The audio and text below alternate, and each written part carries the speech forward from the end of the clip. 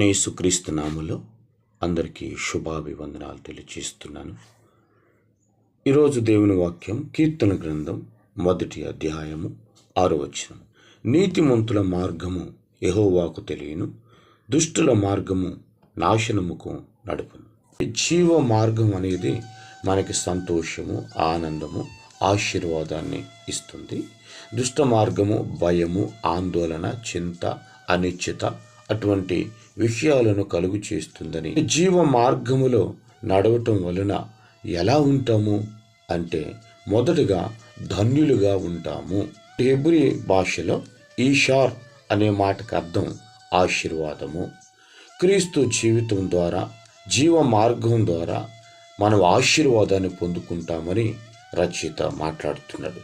రెండోది, జీవ మార్గములో నడిచేవారు పాపమును, దుష్టత్వాన్ని నివారిస్తారు. జీవ మార్గములో నడిచేవాడు దుష్టుల ఆలోచన చొప్పున నడవడు, పాపుల మార్గములో నిలవడు, అపహాసకులు కూర్చుండు చోట కూర్చుండడు గనుక అతను ఆశీర్వాదాన్ని పొందుకుంటాడు.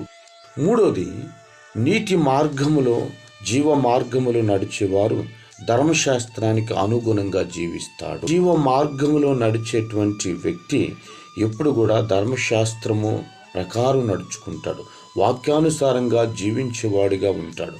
అంటే నేర్చుకోవడము, ధ్యానించడము, అనుసరించడం తద్వారా ఈ లోకాన్ని జయించేవారిగా ఉంటాం. జయించిన వారు ఆనందాన్ని అనుభవిస్తారని తెలియజేస్తున్నాడు. నాలుగోది, జీవ మార్గములో నడిచేవాడు ఫలవంతముగాను సంపన్నమైన జీవితాన్ని కలిగి ఉంటాడు. ఐదోది, జీవ మార్గములో నడిచేటువంటి వాడు దేవునిలో సురక్షితముగా ఉంటాడు. మన ఆత్మీయమైనటువంటి క్రైస్తవ జీవితంలో మనం ఎటువంటి మార్గాన్ని అనుసరిస్తున్నాము, ఏ మార్గంలో ఉంటే మనకు ఆశీర్వాదం ఉంటుందో రచయిత తెలియచేస్తున్నాడు.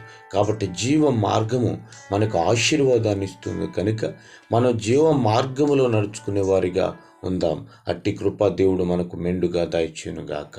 ఆమేన్. పరిశుద్ధుడా, ప్రేమ కలిగిన తండ్రి, వందనాలు. ఈ ఉదయకాల ధ్యానాంశములో మేము ఎటువంటి మార్గములు నడవాలో మీ వాక్య ఉపదేశం ద్వారా మాకు తెలియజేశారు కనుక జీవ మార్గము మాకు ఆశీర్వాదాన్ని, ఆనందాన్ని మాకు అందిస్తుంది కనుక మేము మీ మార్గంలో ఉండేలాగున సహాయం చేసి సమస్త మహిమ, ఘనత, ప్రభావం పొందుకోమని యేసుక్రీస్తు నామములో అడిగి వేడుకుని ప్రార్థిస్తున్నాం తండ్రి. ఆమేన్.